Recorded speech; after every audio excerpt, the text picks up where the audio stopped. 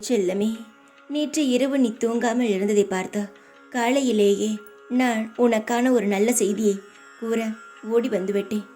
இரவு முழுவதும் அழுகை, உன் வாழ்க்கையில் தேவையில்லாத குழப்பங்கள், இவையை பார்த்த நான் இனிமேல் என் குழந்தையை தனியாக விடக்கூடாதா?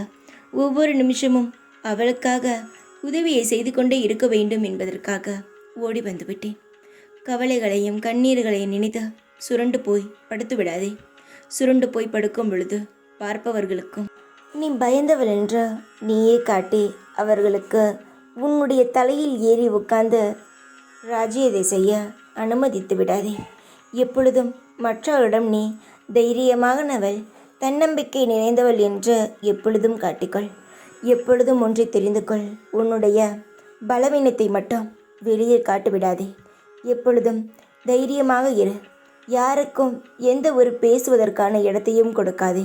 மீறி அவர்கள் பேசுகிறார்கள் என்றாலும் அதை நினைத்து காயமும் பட வேண்டாம். நீ நேற்று அழுததை பார்த்து என் மனம் தாங்காமல் நான் ஓடி வந்துவிட்டேன்.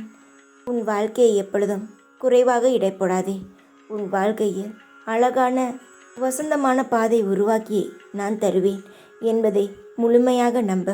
உன் கண் சிமிட்டும் தருவாயில் கூட உன்னுடைய வாழ்க்கையை என்னால் மாற்ற முடியும். பொறுத்திரு. இத்தனை ஆண்டுகள், இத்தனை நாட்கள் பொறுத்திருந்தாய். இனி உன் பொறுமைக்கான பரிசை நீ பெறுவாய். நிச்சயமாக பெறுவாய். நீ தேடிய சந்தோஷங்கள் உன்னிடம் வரும். நீ தேவையில்லை என்று நினைக்கும் கவலைகள் உன்னை விட்டு அடியுடன் ஓடும்.